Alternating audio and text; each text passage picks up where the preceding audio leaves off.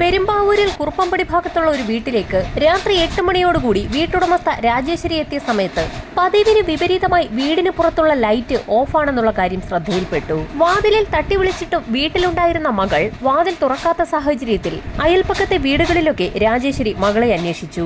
അയൽപ്പക്കത്തൊന്നും മകൾ എത്തിയിട്ടില്ല എന്നറിഞ്ഞതോടുകൂടി രാജേശ്വരിക്ക് ആകെ ഭയമായി. വിവരമറിഞ്ഞ് അപ്പോഴേക്കും ആ പ്രദേശത്തൊക്കെ ആളുകൾ കൂടിയിരുന്നു. വിവരമറിഞ്ഞ് അങ്ങോട്ടേക്കെത്തിയ പഞ്ചായത്ത് പ്രസിഡന്റ് ഉടൻ തന്നെ വിവരം കുറുപ്പമ്പടി പോലീസ് സ്റ്റേഷനിൽ വിളിച്ചു പറഞ്ഞു. സ്റ്റേഷനിൽ നിന്ന് വിവരം വിളിച്ചു പറഞ്ഞതിനെ തുടർന്ന് കുറുപ്പമ്പടി ഭാഗത്ത് നൈറ്റ് പെട്രോളിങ്ങിനുണ്ടായിരുന്ന SI സംഘവും ആ വീടിന് സമീപത്തേക്ക് എത്തി. പ്രധാന വാതിലിൽ തട്ടി വിളിച്ചു നോക്കിയിട്ടും അകത്തുനിന്ന് യാതൊരു പ്രതികരണവും ലഭിക്കാത്ത സാഹചര്യത്തിൽ SI ആ വീടിന് പിൻവശത്തേക്ക് പോയി. പിന്നിലെ വാതിലിൽ ആഞ്ഞൊന്ന് തള്ളിയ സമയത്ത് വാതിൽ അകത്തേക്ക് തുറക്കപ്പെട്ടു. അതുവഴി അകത്തേക്ക് കയറിയ SI സോണി മത്തായി തന്റെ കൈവശമുണ്ടായിരുന്ന ടോർച്ചിന്റെ വെളിച്ചത്തിൽ ആ മുറിയൊക്കെ പരിശോധിച്ചു. ഹാളിനുള്ളിൽ നിന്നും അവിടെയുണ്ടായിരുന്ന ഒരു മുറിയിലേക്ക് കയറിയ SI തീർത്തും അമ്പരപ്പിക്കുന്ന ഒരു കാഴ്ചയാണ് അവിടെ കണ്ടത്. നടുങ്ങിപ്പോയ അദ്ദേഹം വേഗം ആ വീടിന് പുറത്തേക്കിറങ്ങി. താൻ കണ്ട നടുക്കുന്ന കാഴ്ചയെപ്പറ്റി പുറത്തു കൂടി നിന്ന ആളുകളോടൊക്കെ പറഞ്ഞു. അപ്പോഴേക്കും വീട്ടുടമസ്ഥ രാജേശ്വരി അങ്ങോട്ടേക്ക് ഓടിയെത്തി. തന്റെ മകൾക്ക് എന്തോ സംഭവിച്ചുവെന്ന് മനസ്സിലാക്കിയ രാജേശ്വരി അതിവേഗം വീടിനുള്ളിലേക്ക് കയറി. അവർക്കൊപ്പം അയൽപ്പക്കത്തെ ചില ആളുകളും പഞ്ചായത്ത് പ്രസിഡന്റും ഉണ്ടായിരുന്നു. മകളുടെ മുറിക്കുള്ളിലേക്ക് കയറിയ രാജേശ്വരി അക്ഷരാർത്ഥത്തിൽ നടുങ്ങിപ്പോയി. തല മുതൽ കാൽ വരെ രക്തത്തിൽ കുളിച്ച് അർദ്ധനഗ്നയായി കിടക്കുന്ന ജിഷയെ കണ്ടതും രാജേശ്വരി അലറി വിളിച്ചുകൊണ്ട് ബോധം കെട്ട് വീണുപോയി. വീടിനുള്ളിലേക്ക് കയറിപ്പോയ ആളുകളെയെല്ലാം പുറത്തേക്കിറക്കി വാതിലടച്ച ശേഷം 2 പോലീസുകാർ ആ വീടിന് കാവൽ നിന്നു. ഇതേസമയം SI സോണി മത്തായി രാജേശ്വരിയെ പെരുമ്പാവൂർ ഹോസ്പിറ്റലിലേക്ക് ഷിഫ്റ്റ് ചെയ്തു. അതിരാവിലെ തന്നെ ഉന്നത ഉദ്യോഗസ്ഥരുടെ നേതൃത്വത്തിൽ ഫോറൻസിക് സംഘവും ഡോഗ് സ്ക്വാഡും സംഭവം നടന്ന വീട്ടിലേക്ക് എത്തി. വീടിനുള്ളിൽ നിന്ന് ലഭിക്കാവുന്ന എല്ലാ ഫിംഗർ പ്രിന്റുകളും വിരലടയാള വിദഗ്ധർ ശേഖരിച്ചു. ഫോറൻസിക് സംഘത്തിന്റെ പരിശോധനയിൽ ജിഷയുടെ ശരീരമാകെ വെട്ടിനുറുക്കിയ നിലയിലാണെന്നും അതിക്രൂര പീഡനത്തിനിരയായിട്ടുണ്ടെന്നും വ്യക്തമായി. ശക്തമായ വെട്ടേറ്റ് ആന്തരിക അവയവങ്ങൾ പോലും പുറത്തു വന്ന നിലയിലായിരുന്നു. ഒന്നിലധികം ആളുകൾ ചേർന്ന് നടത്തിയിട്ടുള്ള ഒരു കൊലപാതകമെന്ന് തോന്നിക്കുന്ന തരത്തിലായിരുന്നു ജിഷയുടെ ശരീരത്തിലുണ്ടായിരുന്ന മുറിവുകൾ. ഡോഗ് സ്ക്വാഡിനെ ഉപയോഗിച്ചുള്ള പരിശോധന ഉടൻ തന്നെ ആരംഭിച്ചു. മൃതദേഹം മണത്തു നോക്കിയ പോലീസ് നായ അടുക്കളവാതിൽ വഴി പുറത്തേക്കിറങ്ങി ഓടി ഒരു തോടിന് സമീപത്തെത്തി. തോട് മുറിച്ചു കടന്ന പോലീസ് നായയ്ക്ക് അധിക ദൂരം മുൻപോട്ട് പോകാൻ കഴിഞ്ഞില്ല. പോലീസ് പരിശോധനയിൽ തോട്ടിനുള്ളിൽ നിന്നും ചെളിയിൽ പുതഞ്ഞ രീതിയിലുള്ള 2 ചെരുപ്പുകൾ കിട്ടി. പ്രതികൾ തോട് ചാടി കടന്ന സമയത്ത് ആരുടെയോ ചെരുപ്പ് ആ ചെളിക്കുള്ളിൽ താഴ്ന്നു പോയതാകാമെന്ന് പോലീസ് വിലയിരുത്തി. DYSPയുടെ നേതൃത്വത്തിലുള്ള പോലീസ് സംഘം അയൽവാസികളെയൊക്കെ ചോദ്യം ചെയ്തു തുടങ്ങി.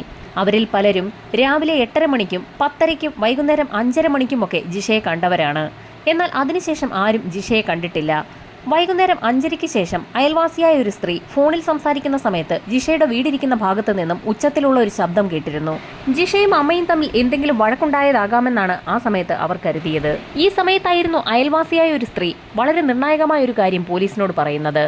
ആ ശബ്ദം കേട്ട് ഏതാനും മണിക്കൂറുകൾക്കകം ജിഷയുടെ വീടിന്റെ പിൻവശത്തുകൂടി മഞ്ഞ ഷർട്ട് ധരിച്ച ഒരു വ്യക്തി പുറകിലെ വഴിയിലൂടെ തോടിന്റെ ഭാഗം മറികടന്ന് നടന്നു പോകുന്നത് കണ്ടു എന്നുള്ള വിവരം. ആ ശബ്ദം കേട്ട് ഏകദേശം 2.5 മണിക്കൂർ പിന്നിട്ട സമയത്തായിരുന്നു ജിഷയുടെ അമ്മ രാജേശ്വരി ആ വീട്ടിലേക്ക് എത്തിയതും മകളെ എവിടെയെങ്ങും കാണാനില്ല എന്നുള്ള വിവരം നാട്ടുകാരെ അറിയിച്ചതും. ഫോറൻസിക് വിഭാഗം പരിശോധനകൾ പൂർത്തിയാക്കി ഇൻക്വസ്റ്റ് നടപടികൾക്ക് ശേഷം മൃതദേഹം ആലപ്പുഴ മെഡിക്കൽ കോളേജിലേക്ക് ഷിഫ്റ്റ് ചെയ്തു. പോസ്റ്റ്മോർട്ടം നടത്തിയ ഡോക്ടർമാർ പോലും ആ മൃതദേഹം കണ്ട് അക്ഷരാർത്ഥത്തിൽ നടുങ്ങിപ്പോയെന്ന് പറയാം. ജിഷയുടെ നെറ്റിയും മൂക്കും കവിളുകളും ചുണ്ടുമെല്ലാം വെട്ടിമുറിച്ച നിലയിലായിരുന്നു. അതുമാത്രവുമല്ല, ഇടതുഭാഗത്തെ തോളിന്റെ ഒരു വശത്ത് ശക്തമായ കടിയേറ്റ പാടുണ്ടായിരുന്നു. പല്ലുകളുടെ അടയാളം വിശദമായ പരിശോധനയ്ക്ക് വിധേയമാക്കിയ ഡോക്ടർമാർക്ക് ഒരു കാര്യം മനസ്സിലായി. മുൻവശത്തെ 2 പല്ലുകൾക്കിടയിൽ വിടവുള്ള ഏതോ ഒരു വ്യക്തിയാണ് കൊലപാതകത്തിന് പിന്നിൽ. കൊലപാതകം നടന്നിരിക്കുന്നത് വൈകുന്നേരം 5:30ക്കും 6:00നും ഇടയിലാണ്. പോസ്റ്റ്മോർട്ടം നടപടികൾ പൂർത്തിയാക്കിയ മൃതദേഹം ഒരു ടേബിളിലേക്ക് മാറ്റി. ഈ സമയത്തായിരുന്നു പെരുമ്പാവൂർ ഹോസ്പിറ്റലിൽ നിന്നും ജിഷയുടെ അമ്മയെ ആലപ്പുഴ മെഡിക്കൽ കോളേജിലേക്ക് എത്തിച്ചത്. ജീവനെത്തി കിടക്കുന്ന മകളുടെ ശരീരം കണ്ട് ആ അമ്മ വീണ്ടും നിലവിളിച്ച് കരഞ്ഞു തുടങ്ങി. രാജേശ്വരിയുടെ വീടിരിക്കുന്ന സ്ഥലത്തു നിന്നും സമീപത്ത് തന്നെ നിരവധി വീടുകളുണ്ട്. എന്നിട്ട് പോലും പട്ടാപ്പകൽ ഇങ്ങനെ ഒരു കൊലപാതകം നടന്നിട്ട് പ്രദേശവാസികൾ ആരും അറിഞ്ഞില്ല എന്നുള്ള കാര്യം പോലീസിനെ ശരിക്കും അമ്പരപ്പിച്ചു. ചോദ്യം ചെയ്യേണ്ട ആളുകളുടെ വിശദമായ ഒരു ലിസ്റ്റ് തന്നെ പോലീസ് സംഘം തയ്യാറാക്കി കാടടച്ചുള്ള അന്വേഷണമാണ് നടത്തിയത്. രാജേശ്വരി വീട്ടിലുണ്ടായിരിക്കില്ല എന്നുറപ്പുള്ള ഏതോ വ്യക്തിയാണ് കൊലപാതകം നടത്തിയിരിക്കുന്നതെന്ന് പോലീസ് നിഗമനത്തിലെത്തി. അങ്ങനെയെങ്കിൽ ലോക്കലായ ഒരു വ്യക്തി തന്നെയായിരിക്കാം സംഭവത്തിന് പിന്നിലെന്നുറപ്പിച്ച പോലീസ് സംഘം ആ പ്രദേശത്ത് എവിടെയെങ്കിലും പല്ലിൽ വിടവുള്ള ഏതെങ്കിലും ചെറുപ്പക്കാരുണ്ടോ എന്ന് അന്വേഷണം നടത്തി. അന്വേഷണത്തിൽ മുൻവശത്തെ പല്ലിന് വിടവുള്ള സാബു എന്നൊരു വ്യക്തിയെ കണ്ടെത്തി. പോലീസ് സംഘം ഉടൻ തന്നെ സാബുവിനെ കസ്റ്റഡിയിലെടുത്തു. അയാളാണ് കൊലപാതകത്തിന് പിന്നിലെങ്കിൽ അതിവേഗം തന്നെ പോലീസിന് അത് തെളിയിക്കാനാകും. കാരണം അയാളുടെ സലൈവയെടുത്ത് DNA പരിശോധനയ്ക്ക് വിധേയമാക്കുമ്പോൾ ജിഷയുടെ മുറിവിൽ നിന്ന് കിട്ടുന്ന DNA മാച്ച് ചെയ്യുന്നുണ്ടെങ്കിൽ പ്രതി സാബു തന്നെ എന്ന് ഉറപ്പിക്കാൻ കഴിയും. എന്നാൽ DNA പരിശോധനാ ഫലം പോലീസിനെ നിരാശയിലാക്കുന്നതായിരുന്നു. ഈ സംഭവവുമായി സാബുവിന് യാതൊരു ബന്ധവുമില്ല എന്ന് കണ്ടെത്തി. കേസന്വേഷണം ആകെ വഴിമുട്ടി നിൽക്കുന്ന സമയത്താണ് പോലീസ് സ്റ്റേഷനിലേക്ക് ഒരു സ്ത്രീ കടന്നു വരുന്നത്. അവർക്ക് ഒരു സംശയമുണ്ടെന്ന് അവർ SIയോട് പറഞ്ഞു. തന്റെ ഭർത്താവ് വിദ്യാധരന്റെ പല്ലുകൾക്കും വിടവുകളുണ്ട്. അത് മാത്രവുമല്ല, അയാളുടെ മുതുകിൽ നഖം കൊണ്ട് മാന്തി പൊളിച്ച രീതിയിലുള്ള ഒരു പാടുമുണ്ട്. ഒരുപക്ഷെ ജിഷയുടെ മരണത്തിന് പിന്നിൽ തന്റെ ഭർത്താവ് വിദ്യാധരനാണോ എന്ന് സംശയമുണ്ടെന്നാണ് ആ സ്ത്രീ പോലീസിന് മുൻപാകെ അറിയിച്ചത്. സംഭവം അറിഞ്ഞ പോലീസ് സംഘം ഉടൻ തന്നെ വിദ്യാധരനെ കസ്റ്റഡിയിലെടുത്തു. എന്നാൽ അയാളുടെ സലൈവ പരിശോധിച്ചതിൽ നിന്നും പ്രതി വിദ്യാധരനല്ല എന്ന് മനസ്സിലായി. കേസന്വേഷണം പുരോഗമിക്കുന്നതിനിടയിൽ പോലീസ് സംഘത്തെ ആകെ സംശയമുനയിലാക്കിയത് മറ്റൊരു കാര്യമായിരുന്നു.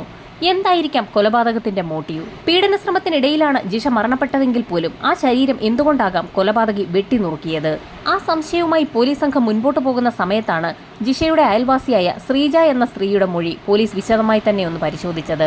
ആ സ്ത്രീയുടെ മൊഴി അനുസരിച്ച് വൈകുന്നേരം 5:30 മണിക്ക് അവർ അവരുടെ സഹോദരിയുമായി ഫോണിൽ സംസാരിക്കുന്ന സമയത്തായിരുന്നു ജിഷയുടെ വീടിന്റെ ഭാഗത്തു നിന്നും നിലവിളി ശബ്ദം കേട്ടത്. ശബ്ദം കേട്ടതിന് പിന്നാലെ ആ സ്ത്രീ ജിഷയുടെ വീടിന് ഭാഗത്തേക്ക് നടന്നപ്പോഴായിരുന്നു വീടിന്റെ പിൻവശത്തു കൂടി മഞ്ഞ ഷർട്ട് ധരിച്ച ഒരു വ്യക്തി തോടിന്റെ ഭാഗത്തേക്ക് പോകുന്നത് കണ്ടത്. അയാൾക്ക് ചുരുണ്ട മുടിയായിരുന്നു.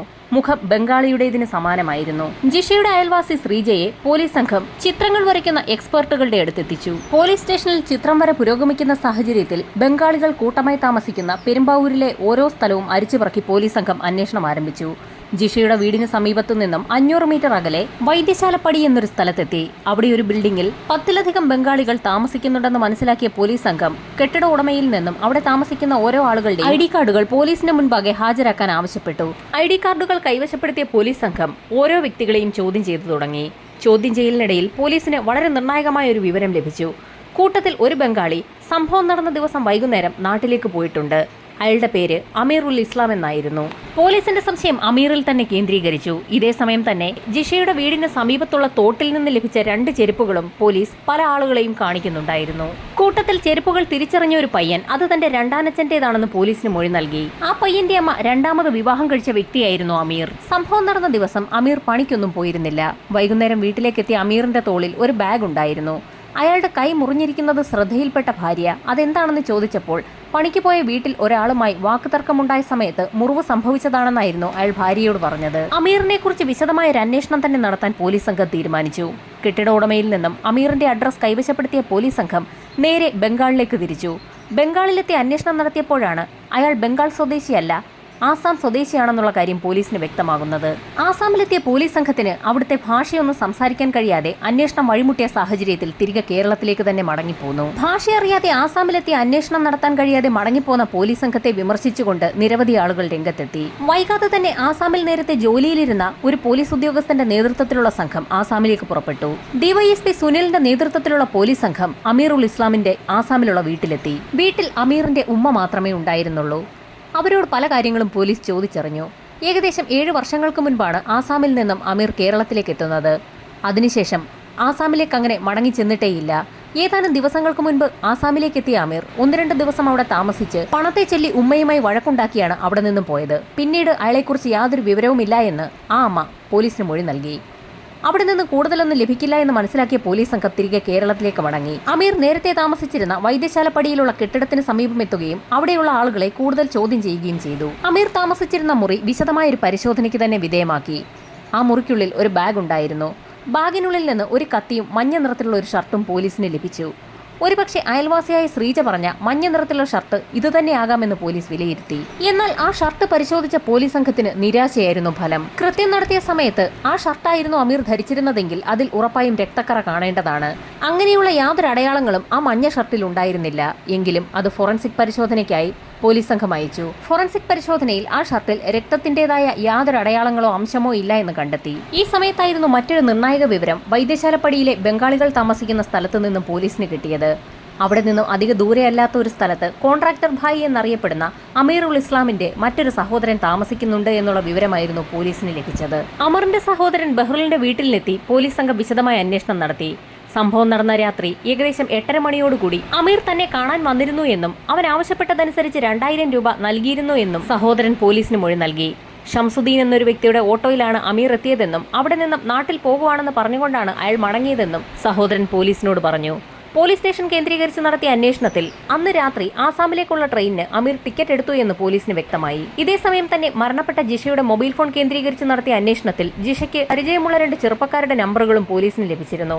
അവരെ 2 പേരെയും പോലീസ് വിശദമായ ചോദ്യം ചെയ്യലിന് ശേഷം വിട്ടയക്കുകയും ചെയ്തു. അമീറിന്റെ മൊബൈൽ ഫോൺ കേന്ദ്രീകരിച്ച് സൈബർ സെൽ വിശദമായ അന്വേഷണം തന്നെ നടത്തി വരികയായിരുന്നു. അന്വേഷണത്തിനിടയിൽ അമീർ തന്റെ മൊബൈലിൽ പുതിയൊരു സിം കാർഡ് ഉപയോഗിച്ചതായുള്ള വിവരം സൈബർ സെല്ലിന് ലഭിച്ചു. ഏതാനും ദിവസങ്ങൾക്കകം തന്നെ ആ മൊബൈൽ ഫോൺ ആക്റ്റീവ് ആവുകയും ചെയ്തു. കാഞ്ചീപുരത്ത് വെച്ചാണ് അത് ആക്റ്റീവ് ആയിരിക്കുന്നതെന്ന് സൈബർ സെൽ കണ്ടെത്തി. സൈബർ സെൽ വിവരമറിയിച്ചതിനെ തുടർന്ന് പോലീസ് സംഘം അമീറിനൊപ്പം താമസിച്ചിരുന്ന ജിഞ്ചൽ എന്ന വ്യക്തിയെയും കൂട്ടി കാഞ്ചീപുരത്തേക്ക് പുറപ്പെട്ടു. കാഞ്ചീപുരത്തെത്തിയ പോലീസ് സംഘം ബംഗാളികൾ ജോലിയെടുക്കുന്ന നിരവധി സ്ഥാപനങ്ങളിലാണ് വേഷം മാറി അന്വേഷണം നടത്തിയത്. 2-3 ദിവസങ്ങൾ പിന്നിട്ടിട്ടും പോലീസിന് ഒരു വിവരവും ലഭിച്ചില്ല. അങ്ങനെ ഒരു ദിവസം ഡോബ്സൺ എന്ന കമ്പനിയുടെ അന്നത്തെ ജോലി സമയം കഴിഞ്ഞ് ആളുകൾ പുറത്തേക്ക് വരികയായിരുന്നു. ഈ സമയത്തായിരുന്നു പോലീസിനൊപ്പമുണ്ടായിരുന്ന ജിഞ്ചൽ ഒരു ചെറുപ്പക്കാരനെ തിരിച്ചറിഞ്ഞത്. ആ ചെറുപ്പക്കാരനെ കണ്ട മാത്രയിൽ തന്നെ ജിഞ്ചൽ ഓടി അയാളുടെ അടുത്തേക്കെത്തി. എന്നാൽ പോലീസ് സംഘത്തിന്റെ കൈവശം നേരത്തെ ശ്രീജ എന്ന അയൽവാസി പറഞ്ഞതനുസരിച്ചുള്ള ചിത്രത്തിലുള്ള വ്യക്തിയുടേതുപോലെയുള്ള ചുരുണ്ട തലമുടിയൊന്നുമല്ലായിരുന്നു ആ ചെറുപ്പക്കാരന്. ജിഞ്ചലിനെ കണ്ടപ്പോൾ തന്നെ അമീർ ഒന്ന് പതറി. താൻ എന്താണ് ഇവിടെയെന്ന് ചോദിക്കുന്നതിന് മുൻപ് തന്നെ പോലീസ് സംഘം അമീറിനെ വളഞ്ഞിരുന്നു. പോലീസ് സംഘം അമീറുമായി കാഞ്ചീപുരത്തു നിന്നും ആലുവയിലെ പോലീസ് ക്ലബിലേക്ക് എത്തി. ഒരു പകൽ മുഴുവൻ ചോദ്യം ചെയ്തിട്ടും അമീർ പോലീസിനോടൊന്നും തന്നെ തുറന്നു പറഞ്ഞില്ല. വൈകുന്നേരമായതോടുകൂടി അമീറിനെ പോലീസ് സംഘം മജിസ്ട്രേറ്റിന് മുൻപിൽ ഹാജരാക്കുകയും കസ്റ്റഡിയിൽ വാങ്ങുകയും ചെയ്തു. വൈദ്യപരിശോധനയ്ക്ക് ആശുപത്രിയിലേക്ക് അമീറിനെ കൊണ്ടുപോയാൽ അത് വലിയ വാർത്തകൾ സൃഷ്ടിക്കുമെന്ന് മനസ്സിലാക്കിയ പോലീസ് സംഘം വിദഗ്ധരടങ്ങുന്ന ഡോക്ടർമാരെ ആലുവ പോലീസ് ക്ലബിലേക്ക് വിളിച്ചു വരുത്തി അമീറിനെ വൈദ്യപരിശോധന നടത്തി. അയാളുടെ ചൂണ്ടുവിരലിലുണ്ടായ മുറിവ് കേന്ദ്രീകരിച്ചായിരുന്നു പ്രധാന അന്വേഷണം. ഡോക്ടർമാർ നടത്തിയ പരിശോധനയിൽ അയാളുടെ ചൂണ്ടുവിരലിലെ മുറിവ് ആരോ കടിച്ചപ്പോഴുണ്ടായതാണെന്ന് മനസ്സിലായി. അമീറിന്റെ സലൈവ DNA പരിശോധനയ്ക്ക് വിധേയമാക്കിയപ്പോൾ തീർത്തും ആശ്വാസകരമായ ഒരു റിപ്പോർട്ടായിരുന്നു പോലീസിന് ലഭിച്ചത്. ജിഷയുടെ വസ്ത്രത്തിലുണ്ടായിരുന്ന സലൈവയുടെ DNAയുമായി അമീറിന്റെ DNA മാച്ച് ചെയ്യുന്നുണ്ട്. ജിഷയുടെ വീട്ടിൽ നടത്തിയ പരിശോധനയിൽ അടുക്കളവാതിലിന്റെ കുറ്റിയിൽ നിന്നും രക്തം കണ്ടെത്തിയിരുന്നു. ആ രക്തം അമീറിന്റേത് തന്നെയെന്ന് പ്രൂവ് ചെയ്യാൻ കഴിഞ്ഞു. ജിഷയുടെ വീടിന് സമീപത്തുള്ള തോട്ടിൽ നിന്ന് ലഭിച്ച ചെരുപ്പിന്റെ വാറിലും രക്തക്കറയുണ്ടായിരുന്നു. അത് ജിഷയുടെ തന്നെ രക്തമാണ് പരിശോധനയിൽ തെളിഞ്ഞു. അത് മാത്രവുമല്ല, ആ ചെരുപ്പിൽ പറ്റിപ്പിടിച്ചിരുന്ന ചെളിയും മണ്ണുമൊക്കെ ജിഷയുടെ വീടിന് സമീപത്ത് തന്നെ ഉള്ളതാണെന്ന് ഫോറൻസിക് സംഘത്തിന്റെ വിശദമായ പരിശോധനയിൽ കണ്ടെത്തി.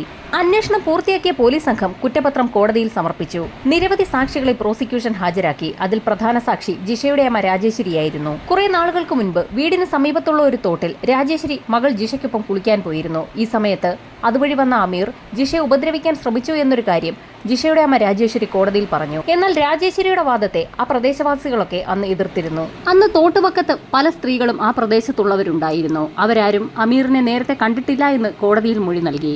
രാജേശ്വരി എന്തുകൊണ്ടാകാം അങ്ങനെയൊരു കള്ളം കോടതിയിൽ പറഞ്ഞതെന്ന് അന്ന് പല മാധ്യമങ്ങളും വാർത്തയാക്കിയിരുന്നു. വാദപ്രതിവാദങ്ങൾക്കൊടുവിൽ കോടതി അമീറിന് വധശിക്ഷയാണ് വിധിച്ചത്. അമീർ ഹൈക്കോടതിയിൽ അപ്പീൽ നൽകിയ സമയത്ത് തനിക്കൊപ്പം കൂട്ടുപ്രതിയായി അമീറിൽ എന്നൊരു വ്യക്തി കൂടി ഉണ്ടായിരുന്നു എന്ന് പറഞ്ഞിരുന്നു. എന്നാൽ കേസന്വേഷണം അതിലേക്കൊന്നും പോയതുമില്ല. അയൽവാസിയായ ശ്രീജ കണ്ട ചുരുണ്ട മുടിക്കാരനായ വ്യക്തി ആര് എന്നുള്ള ചോദ്യവും ഉയരുകയാണ്. മറ്റൊരു ഞെട്ടിക്കുന്ന വസ്തുത, ജിഷയുടെ തോളിന്റെ ഭാഗത്ത് ശക്തമായി കടിയേറ്റ ഒരു പാടുണ്ടായിരുന്നു. പോസ്റ്റ്മോർട്ടം റിപ്പോർട്ടിലും അത് വ്യക്തമായിരുന്നു.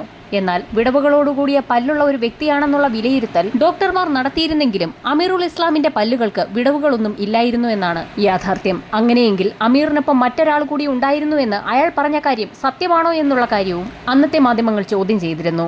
നിരവധി പേരുടെ വിരലടയാളങ്ങൾ ജിഷയുടെ വീട്ടിൽ നിന്ന് ഫോറൻസിക് സംഘത്തിന് ലഭിച്ചിരുന്നു. എന്നാൽ അതേക്കുറിച്ചുള്ള തുടരന്വേഷണമൊന്നും പിന്നെ ഉണ്ടായില്ല. ഒരുപാട് പേർ ചേർന്ന് തലങ്ങും വിലങ്ങും വെട്ടിയതിന്റെ എല്ലാ ലക്ഷണങ്ങളും ജിഷയുടെ ശരീരത്തിൽ ഉണ്ടായിരുന്നു എന്നാണ് പോസ്റ്റ്മോർട്ടം റിപ്പോർട്ടുകൾ സൂചിപ്പിക്കുന്നത്. ഒരുപാട് പേർ അത്തരത്തിൽ ആ വീട്ടിൽ വന്നിരുന്നു എങ്കിൽ അവരെയൊക്കെ എന്തുകൊണ്ടാകാം നാട്ടുകാർ കാണാതെയിരുന്നത്? അതും ഒരു ചോദ്യമായി തന്നെ അവശേഷിക്കുകയാണ്.